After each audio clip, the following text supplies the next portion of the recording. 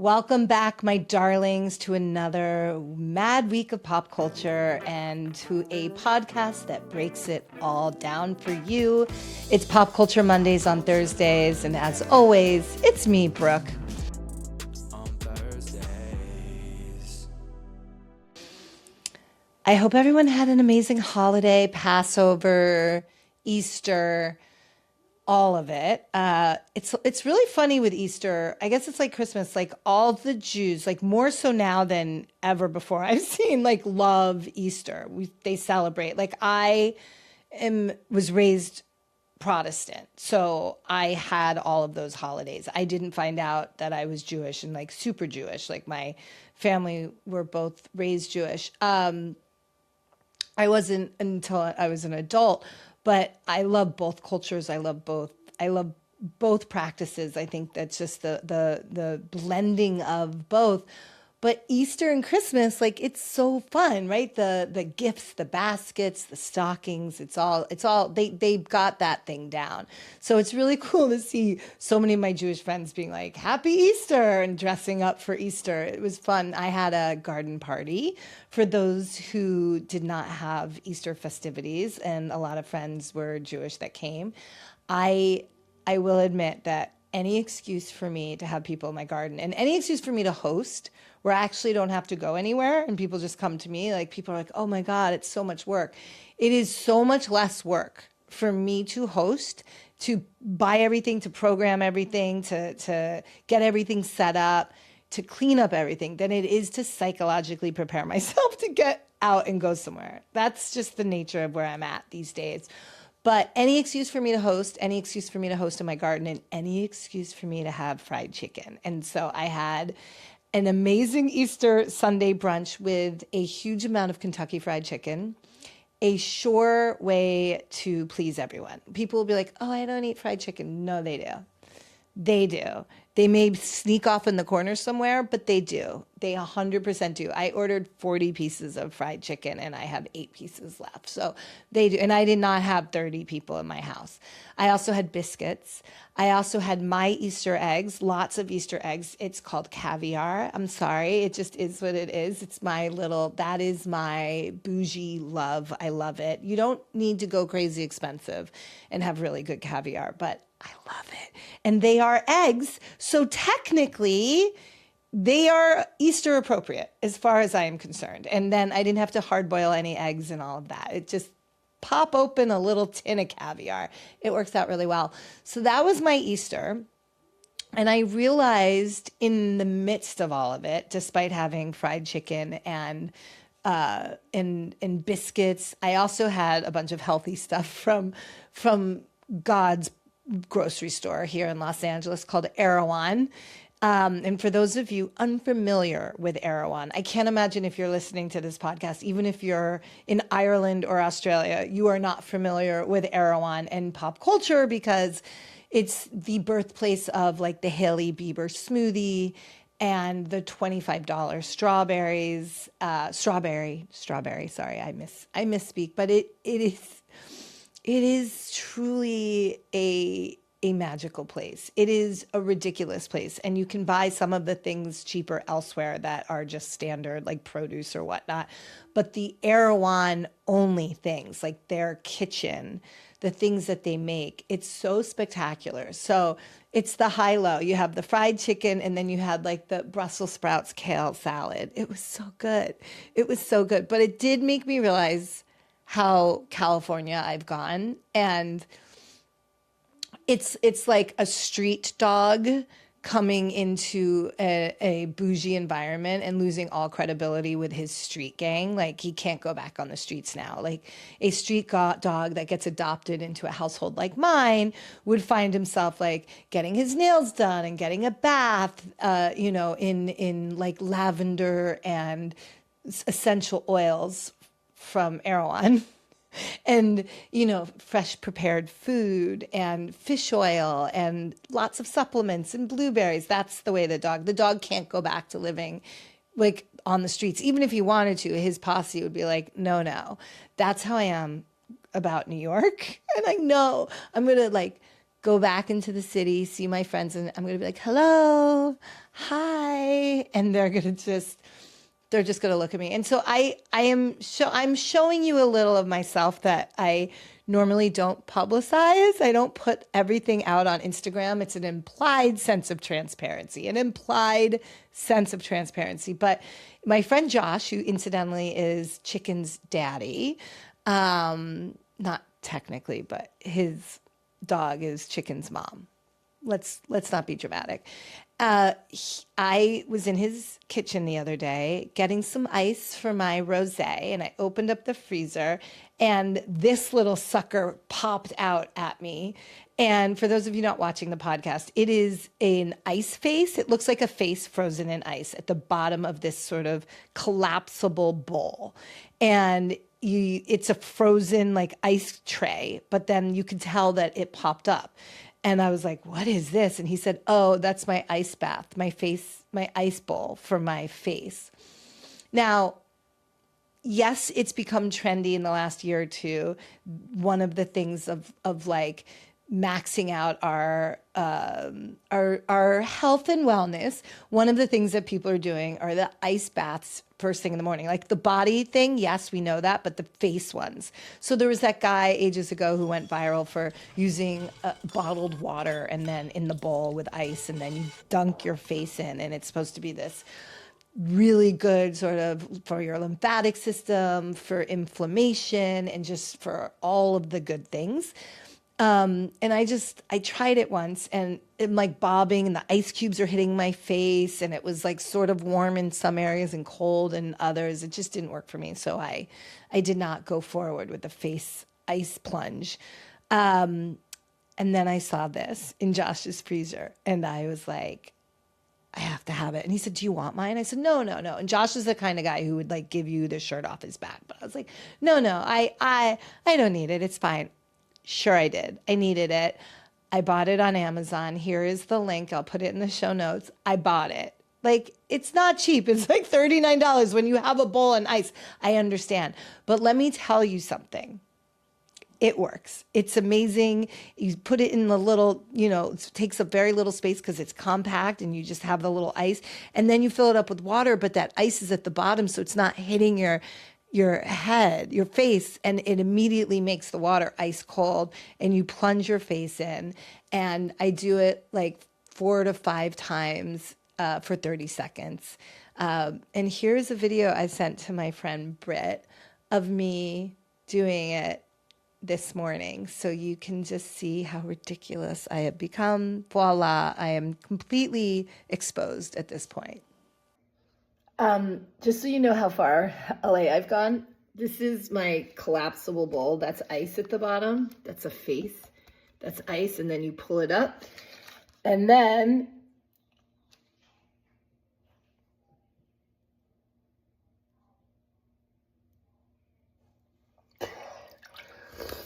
I do it a lot.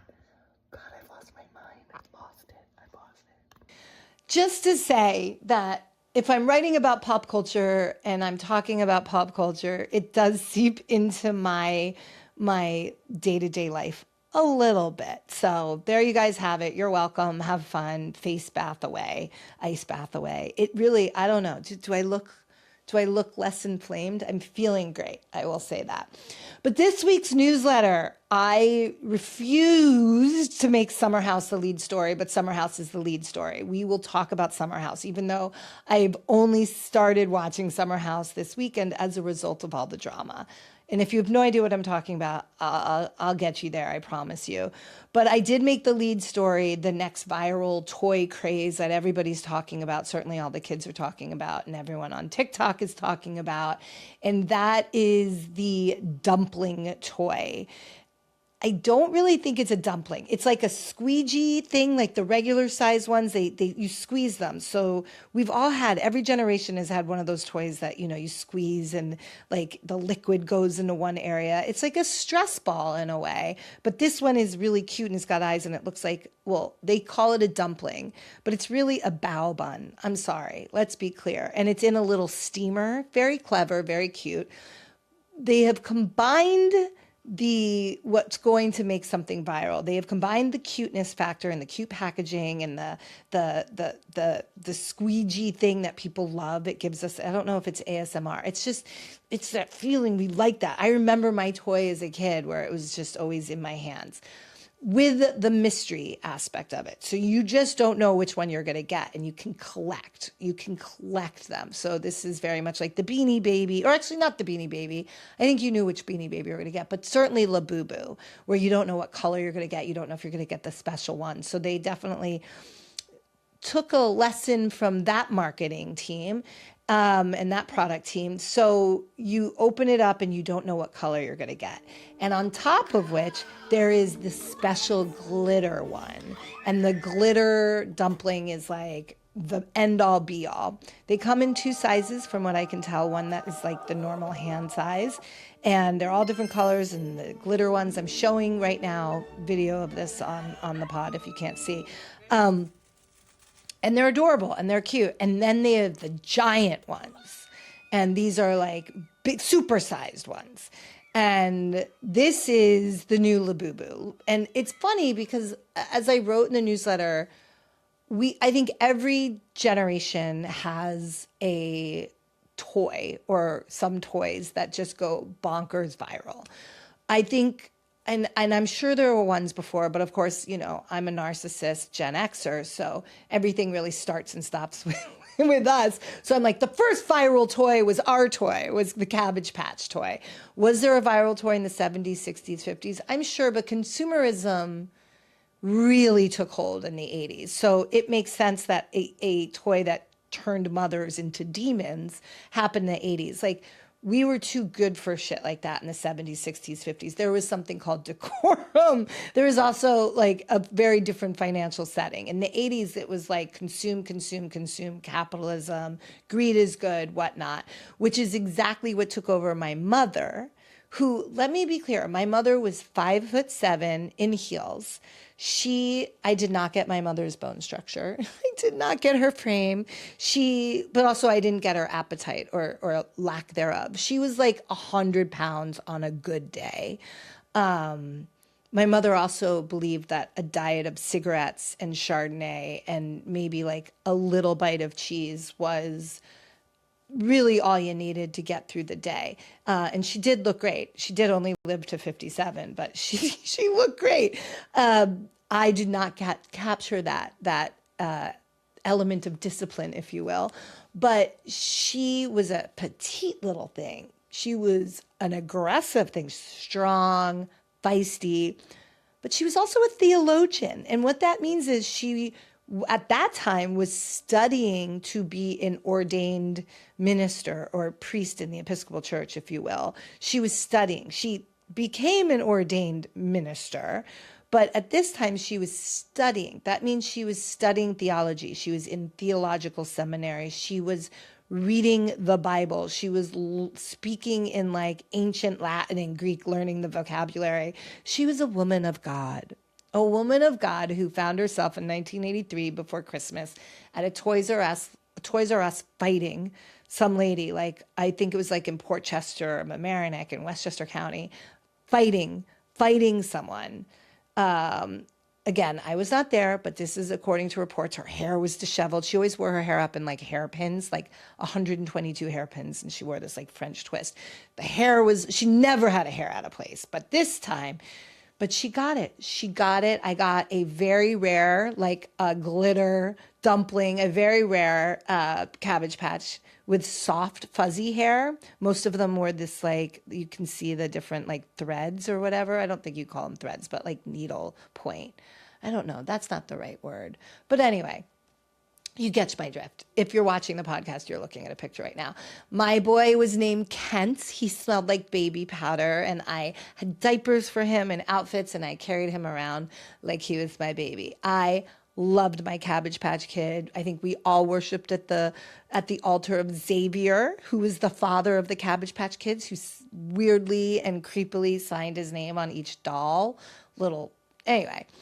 But that was the viral toy. And sure, we've seen, others take place. There's like the Beanie Baby fad, as I mentioned. Furby. I don't know if you guys remember that, but I was 23 and I was dating someone who is watching this podcast right now. Thankfully, we're really good friends. But he was a little bit older than me, is a little bit older than me. And I don't know if he was like infantizing me, but he gave me a Furby for Christmas, which at 23, and then he was 39 and we were living together. And it was weird. Furby was this talking thing and it was a bad situation. I mean, I was a very sophisticated 23-year-old. I would have loved to watch or something like that. But he gave me a talking toy that was the fad toy for children at this time, which was like 1997, 1998. And then, of course, we had Labubu's. We had Labubu's, which were same generation, same decade, same year.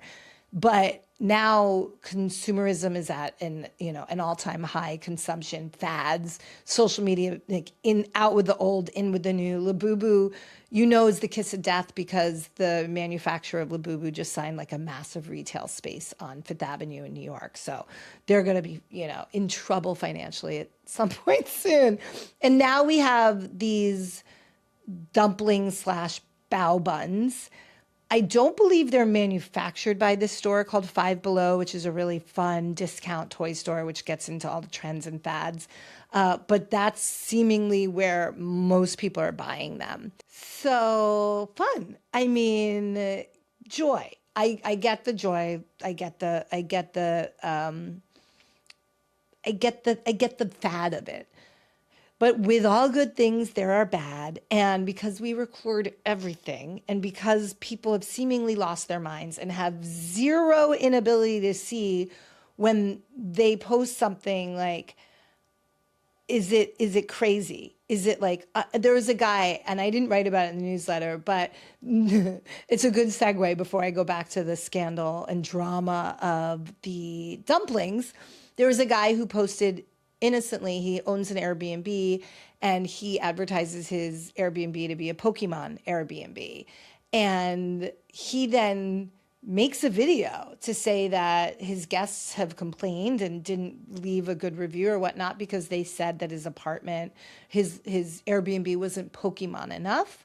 And so he was like, you tell me if my home isn't Pokemon enough.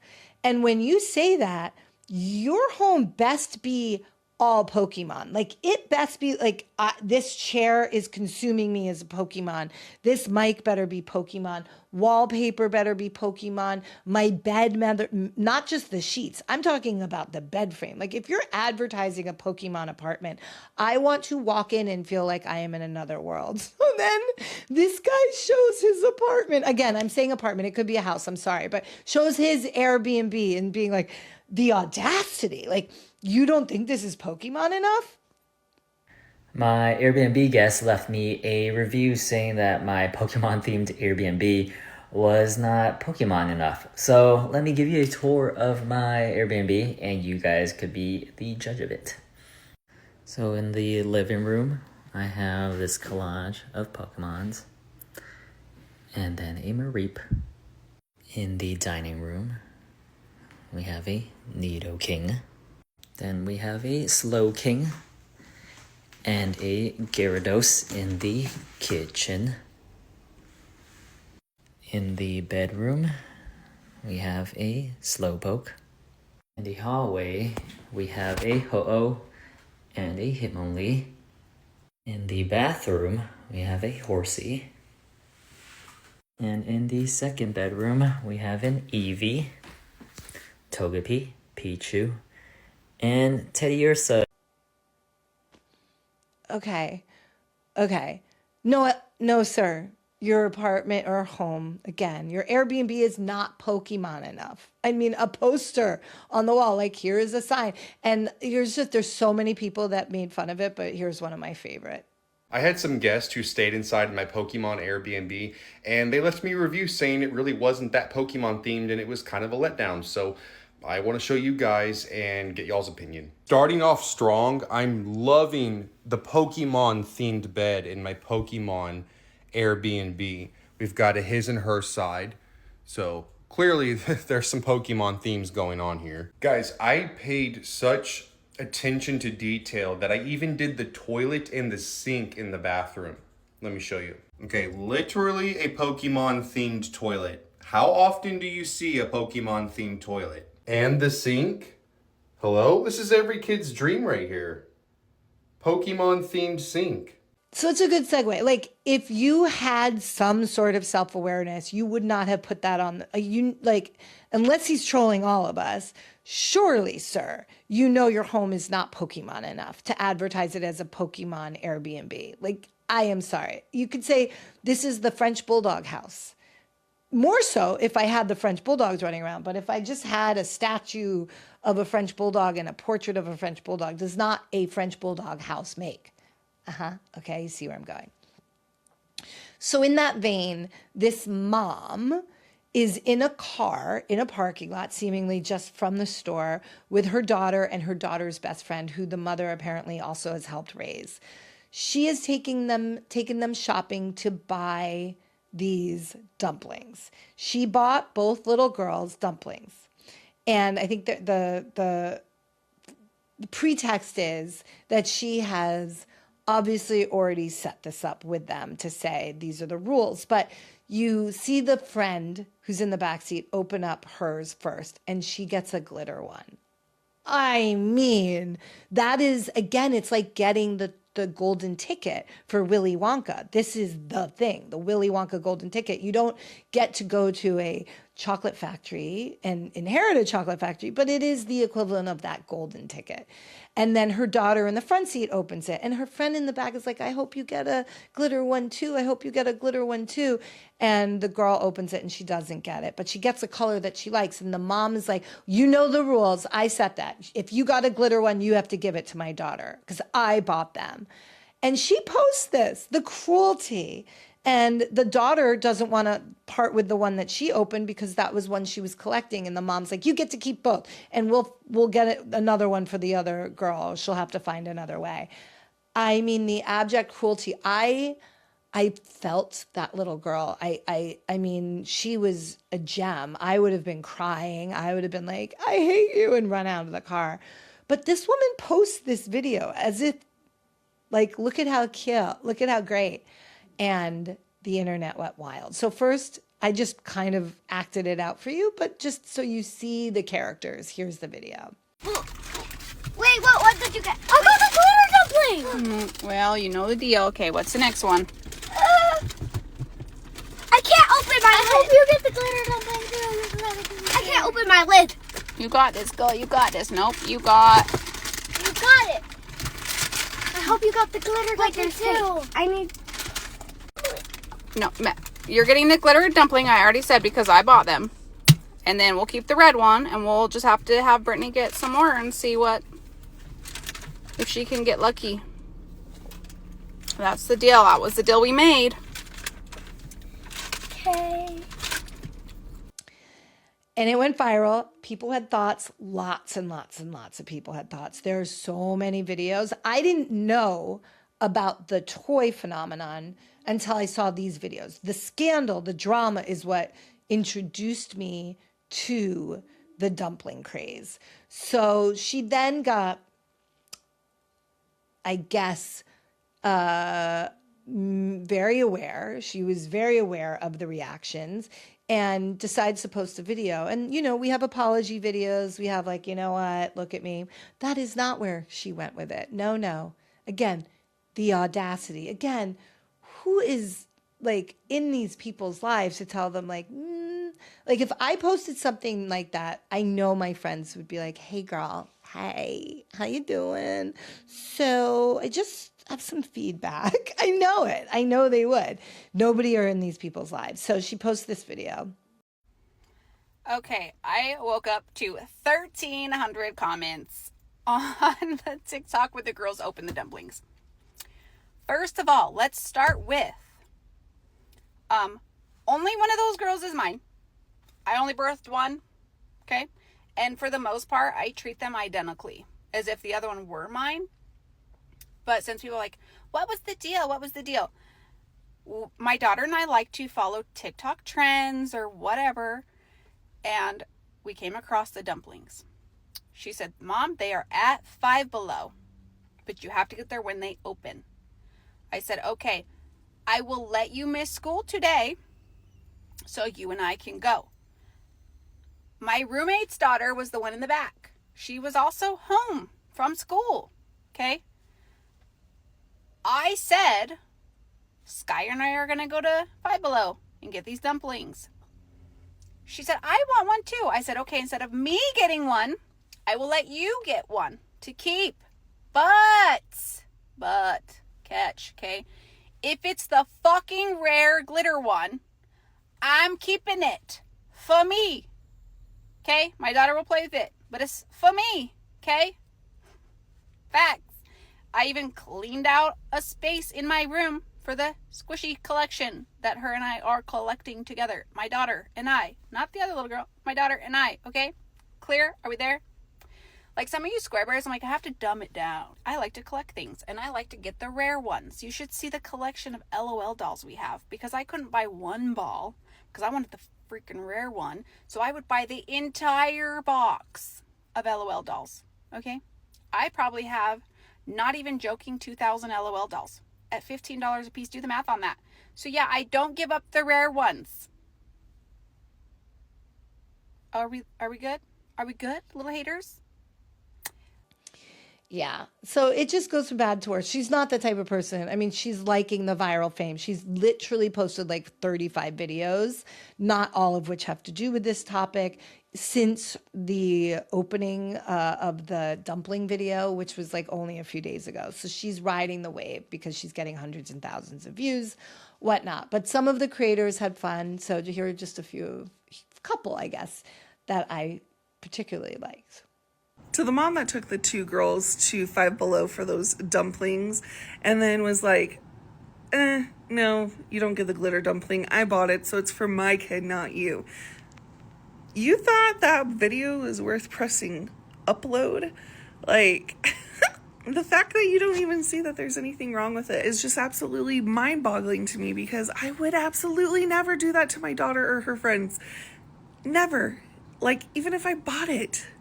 Wild. And to the little girl, I'm so sorry that happened to you. You didn't deserve that. Are you all okay? Hey, haters, this is my response once again, even though I don't think you even deserve it. I'm sorry. It's very clear that all of your children just get whatever they want, no matter what. And do I think that it's like a double standard that I made the other girl give the squishy she got in a game of chance to my daughter because it's the one that is better? Do I think that's unfair? No. It was for me. It was for me. And me getting a collector's item that I'm going to put in my room to collect dust and nothing else. Me getting the special one was more important and worth the emotional ramifications I placed upon my roommate's daughter. It was worth it for me to have a glitter dumpling, you dumb motherfuckers. Okay, so the dumpling. If your kids start asking you for dumplings, now you know what these are. If your kids or grandkids or nieces or kids of kids in your lives, whatever, the dumpling. You know, if you have any questions, come to me. I got you. Here's where I don't really have anybody who is very aware of Summer House and Bravo. And there are people who are watching this or listening to this that I know are deeply, deeply immersed in the Bravo world. I sort of straddle the world. Like, that sounds so naughty, but I do love me some Andy Cohen. I do love the Housewives franchises, but I don't love all of them. Trying to get into Rhode Island, it just looks like they all look like the same person to me, which looks like the one girl, Dolores from New Jersey. They just all look like clones. But anyway, I love Bravo. I mean, if Bravo's on any of the shows, I generally sort of have it on as white noise, but there's certain things I don't watch. I never watched The Valley. And Summer House just passed me by. So the premise, which it came out in 2017, some of the OG cast are players today. The premise is this. For those of you who do not live in New York City, it's a really common thing. as shown by the ladies of Sex and the City. You've all seen the episode, I think. I think Charlotte gets crabs. But anyway, I digress. When you're in your 20s, you don't have that much disposable income. The city is terrible in the summer. It's hot. A lot of us lived in walk-up apartments or didn't have air conditioning. Like, it's a miserable existence. So the idea is that you guys would, like, maybe it'd be like 18 people would pool together to get a rental, generally for a month. Like, I don't know this whole season situation. Never in my life did I see that. But they would get it. And then you would have, depending on your social, sort of your economic structure, some of it would be like you had to have alternating weekends. So you would put in money, but it would be like a timeshare, and you would get like 4 weekends out of the whole summer, or 3 weekends out of the whole summer if people did do a seasonal rental, but it was with a lot of people. So you would just get a certain amount of time. And then as you got maybe a little wealthier, you would get a little bit of a nicer house with fewer people. And that's sort of the sort of thing. And it certainly was the case before the Hamptons became like as expensive as it is. So now I don't know what the kids do, because like maybe they're on the outskirts, like Quogue or something, not in East Hampton, not in Bridge, not in Sag. But it depends on where the money's coming from. But this is a show seemingly where the show is paying for it. It's a very nice house. It's very beautiful people. They're very hardworking New Yorkers. And they rent this house, or Bravo rents this house, from Memorial Day to Labor Day. That is like, my God, I wish somebody would do that for me. I would love to have a rental in the Hamptons for the summer, the whole summer. I mean, a month in a little cottage will set you back a pretty penny. So a multi-million-dollar house that has multiple bedrooms and a pool and an open kitchen and whatnot, it's pricey. It'll be a pricey thing. But they have a formula, bring everybody together. There's drama, there's hookups, there's sagas, there's, lots of stuff that you can imagine. And I just was like, I lived it. I don't need to live it again by watching it. People love Summer House.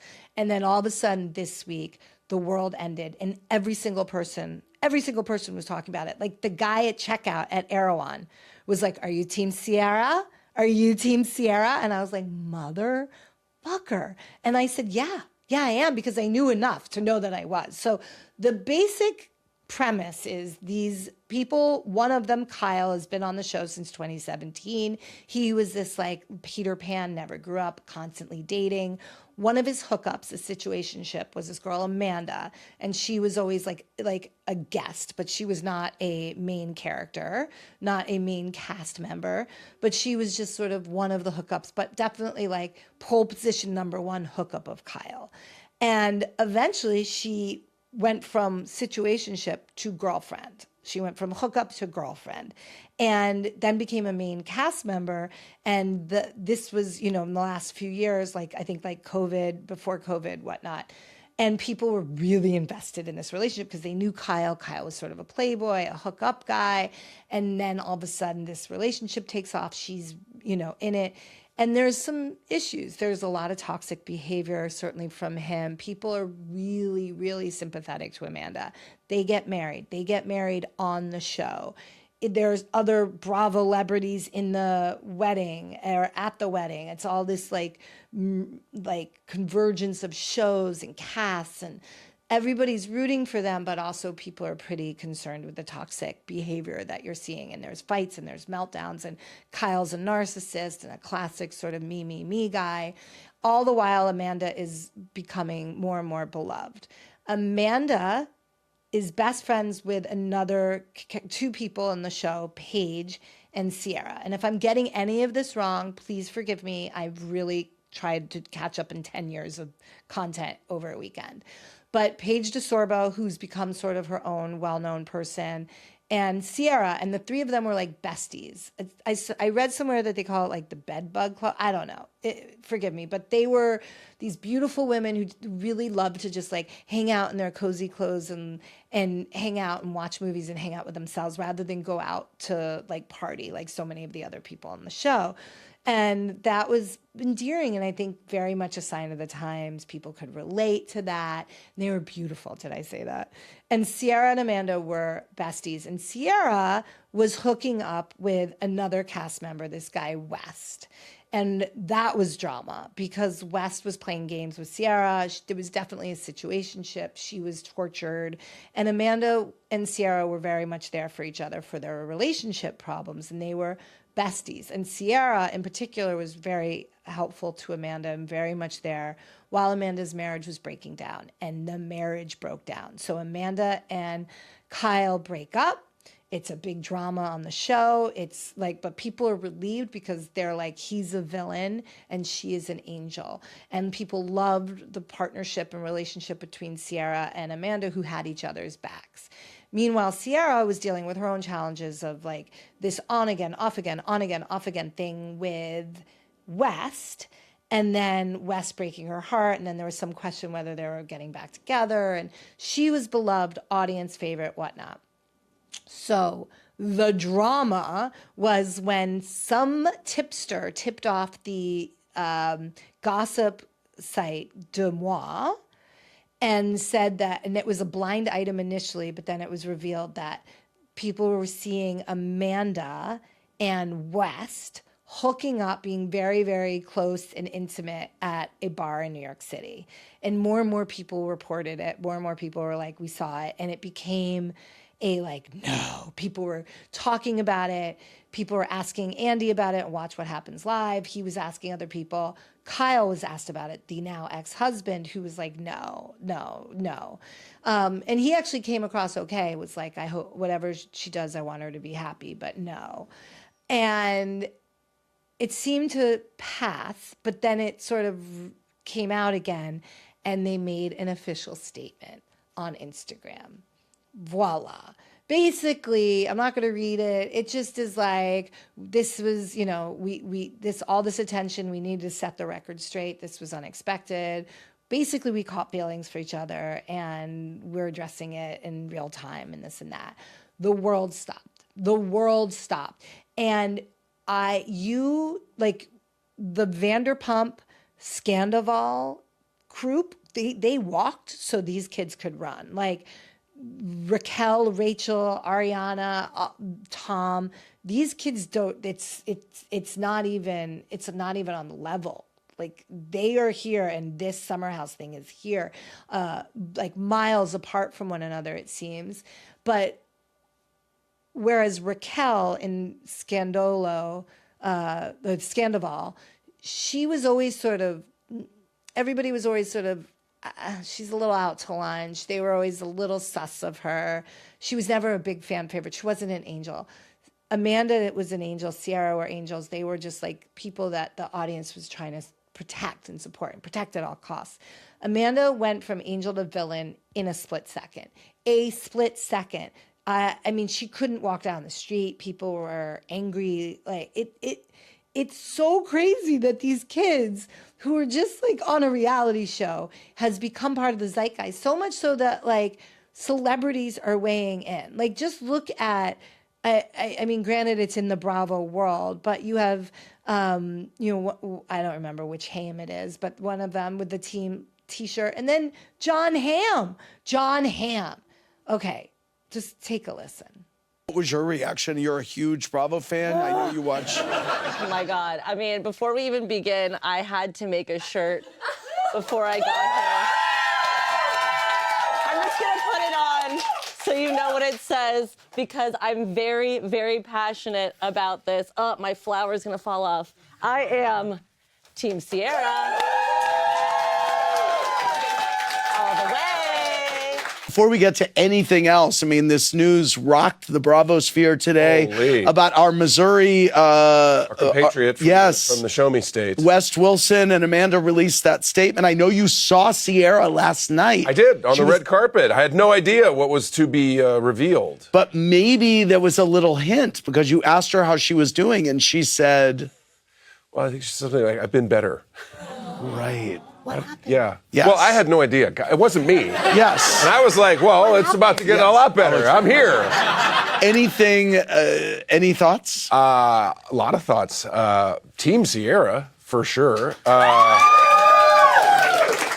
Tricky manifestations of behavior there. I'm not so sure how you mentally do the flip-flops that are required to make that make sense in your head, but having just met Sierra, I think she's a great gal, and she will certainly end up on her feet with all of this nonsense happening. All right. Zeitgeist.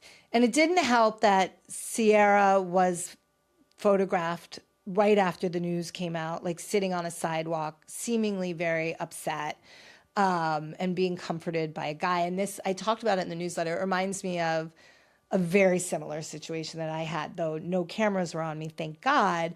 But years and years ago, I had my heart broken. I was madly in love. And this was before we are now, the kids are so on it today, but my generation, we had no idea. So we did not know the term love bombing. The term love bombing is like, we've probably all experienced it. You meet somebody and within like a day or two, it's like, how did I not know you? You're the person, you're my person. I'm in love with you. I want to have kids with you. Like, and maybe it sounds like that's ridiculous, but when you're in it and you have a chemistry with someone and all of a sudden they're like, you're my person, you have, your feet are barely touching the ground. You become sort of addicted to it and it sweeps you off your feet, literally. And it's like, maybe this is that love at first sight everybody's talking about, and that's what it is. And that happened to me. And I fell for it hook, line, and sinker.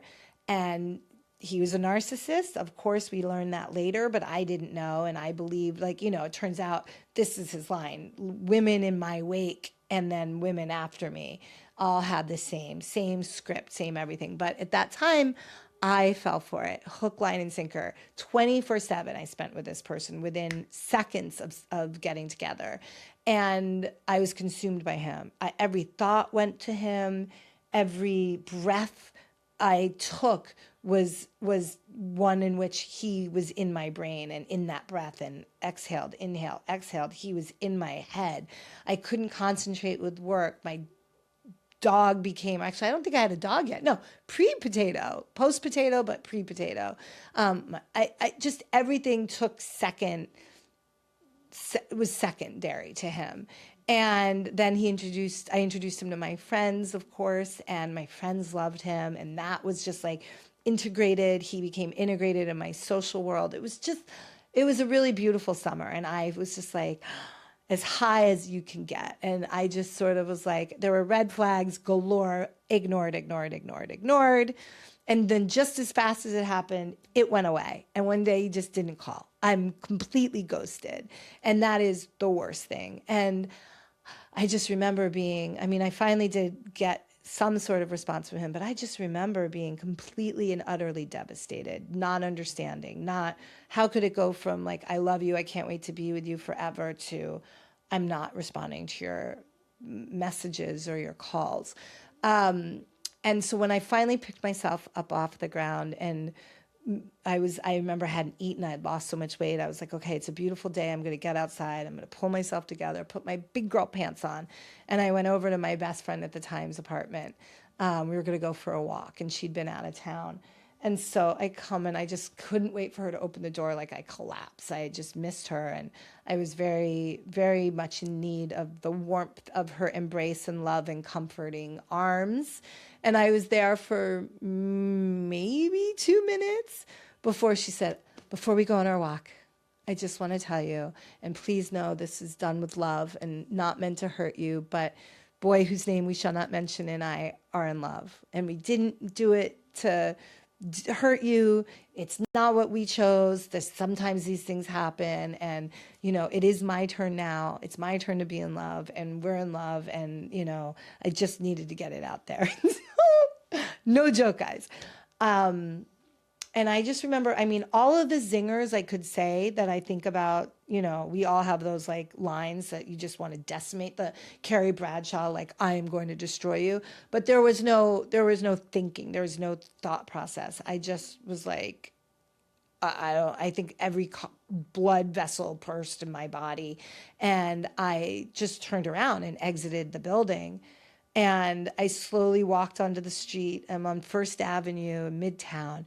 and I collapsed. Like Sierra on the street, like I sort of just like leaned up against the wall and I just sort of fell to my knees just sobbing. I mean, really dramatic, but sobbing. And like I didn't have a friend there, but a very kind stranger was like, "Are you okay?" I'm sure they thought that I'd gotten some terrible news that someone had died or something, if I had told them that it was something so ridiculous. But anyway, the betrayal, it's really when you think it's your best friend and that person is your person, and that level of like the lying, all the lies, you think about it, it can kill you. That woman, that kind stranger got me into a taxi, and you know, all of that's history. But my heart breaks for that to all be unfolding in public, and the deeply heartbreaking sort of betrayal on all sides. The guy that you like, the best friend, it's a lot. So there's lots of Team Sierra. She's also handled it really with grace. She posted this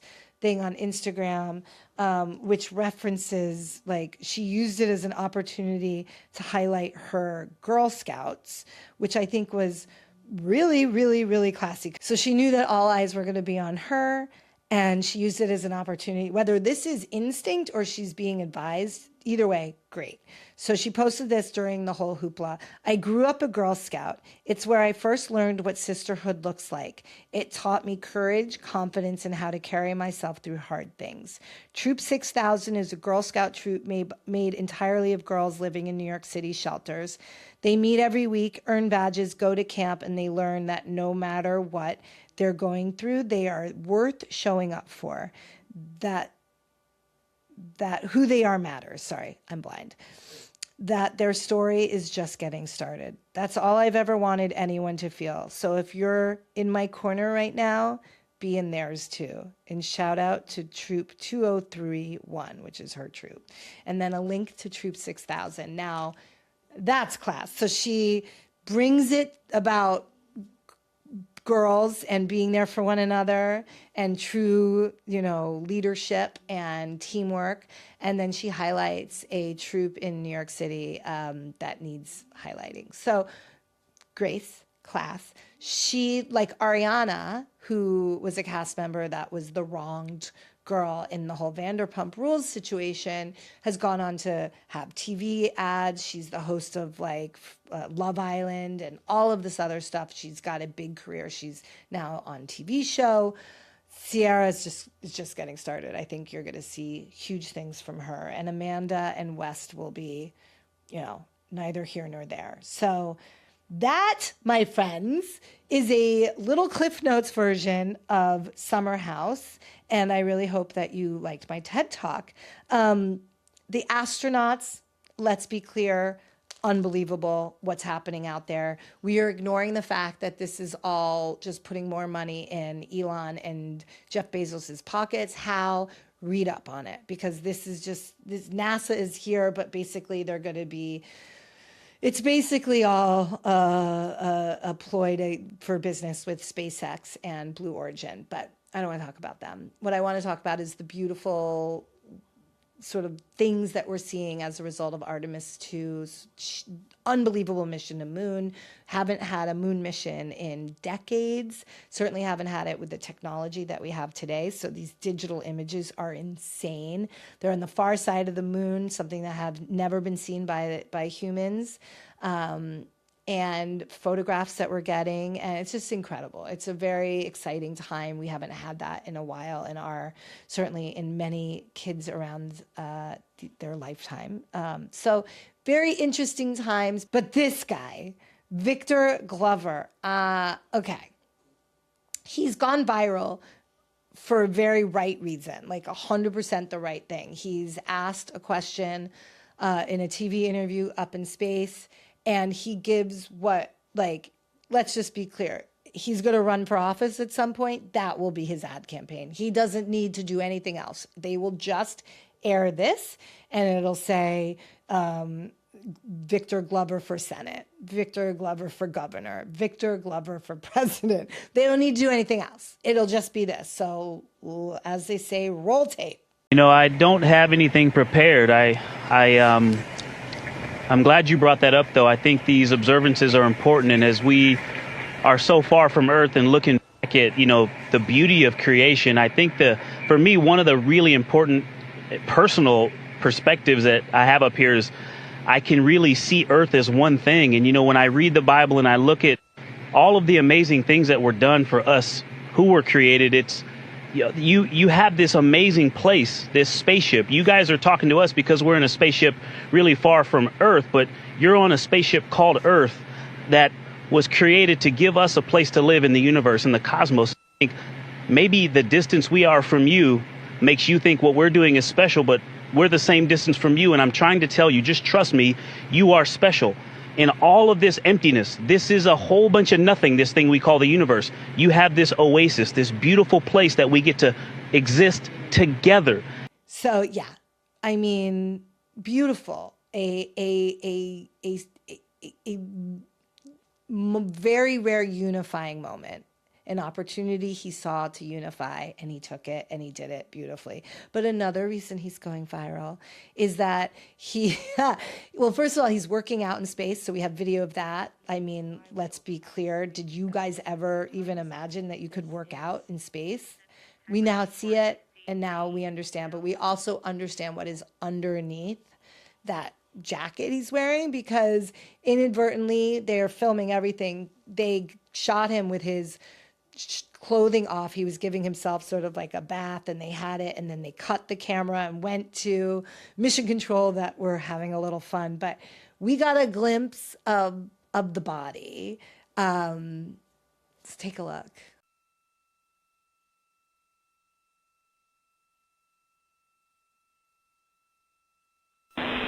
Integrity courtesy call, not knowing your preference. We did have video of Victor, which we have stopped going out on our PAO stream. We appreciate that, Chris. We were definitely good with it going out, but we also understand if you want to restrict, no problem either way.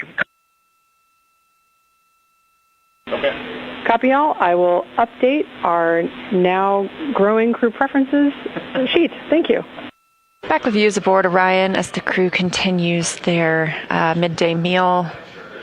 NASA astronaut Victor Glover having completed his exercise. Cleaning up in space. Obviously, we do not have showers aboard the Orion spacecraft. Yeah. So that's another reason why he's gone viral. Let's just say he's going to be very popular when he comes back to Earth. He's already incredibly popular. And then lastly, really, to counter all of the bad shit that's going on in the world, obviously we have moon men. We love that. But we have Love on the Spectrum, which if you have not seen it, you guys need to see it. We're in season 4. You can catch up, or you can just start season 4. It's on Netflix. This is a show that it could have been so bad. It could have gone down roads of exploitation and just ickiness all around. It would not have made it 4 seasons. The outrage would have been real, I'm sure, but it could have. They could have been like, let's take advantage of people on the spectrum of autism or autistic kids, people who are functioning autistic or on the spectrum. And let's make fun of them trying to fall in love. That could have been like that. And as somebody who has a disabled sister, I've seen the cruelty that exists in this world with people that are special needs. There is a cruelty. Certainly, I think we've gotten ironically better, despite the fact that we have a president that mocks people and is so mean, and we're like constantly abused by him and his pack of wildlings. But I do think we're a more empathetic society than we were when my sister was growing up. But that being said, Love on the Spectrum could have been a disaster. It is not. It is truly exceptional television. They've done a really good job. The cast are, I think what you see is that certainly on the spectrum, it's just pure purity. It's just pure innocence. They are not jaded by the things that have destroyed us in many ways. They are so honest. They are so self-aware. They are so just truly authentic selves, that their authentic selves. And the premise is just these people dating and being out and finding love and finding partnership and whatnot. And we have come to know them and love them and root for them and laugh with them and cry with them and their families. And it's just a really pure show. And it just gives everyone that loves it life and hope and whatnot. But what I love about it is its honesty. And I thought you could just take a look at somebody who's not on this season to get a taste of what this show is about. This is Tanner, a beloved cast member who posted a video explaining why he chose not to be on this season of Love on the Spectrum. Guys, I'm going to tell you why I'm not on season 4. Love on the Spectrum was one of the most amazing things that ever happened in my life. It changed everything for me, and I've done things that I've never thought I'd get to do. But I have figured something out about myself, and I want to tell you what it is. Guys, I'm not ready for a serious relationship, and I'm definitely not ready to get married yet. And since that's my truth, it wouldn't be fair or honest for me to be on the show about dating. I know there are so many people out there who do want to date and do want to get married, and so they want to be on the show. So it's time for those other people to have the chance to find love. I had a great time with Kate and Callie, and they are awesome girls, and I figured out a lot about myself. I figured out that I want to travel, I have big dreams, and I'm not ready to be somebody's boyfriend. So that is the honest reason why I'm not on season 4. But that doesn't mean I'm not going to be on your social media, and you never know where else I might show up. My big dream is to be a kid show host, and I'm working hard to make that happen. But in the meantime, I'm cheering on all my friends who want to find love, and I hope they find it. I would be happy to be a groomsman at anyone's wedding. So this is going to be a new year, new me. Let's see what we can make happen in 2026. Love you guys. Seriously, I love you guys. Thank you so much for supporting me and keep spreading joy all around the world. So I think somebody in the comments on that TikTok said we need to have life on the spectrum. So beyond Love on the Spectrum, like we want to follow Tanner and we want to see him, this children's show host. Like, let's see life on the spectrum. And I think that I wouldn't be surprised if Netflix is already considering that. But that is a true, beautiful person and moment and story. And all of the characters, all of the storylines and the families, well done, Netflix. Well done. And it's also a zeitgeisty show. There's lots of pop culture references to it because they hold on to it. And here's one last clip of the pod, but a beloved member is talking about her own. She's so self-aware, but she compares it to the famous slap heard round the world. So take a look. I'm in physical tears, Dad. I also find out that I have auditory issues to babies crying. One time I had a meltdown and I couldn't control my impulse. But you learned my smart brain didn't want to stay on. The emotional and survival brains wanted to take over, right. And they did. Right. Just like how Will Smith said to Chris Rock, "Shut your goddamn effing mouth" on the Oscars. And then he goes in that moment. His smart brain was off and his emotional. Yeah, I love it. I just love it.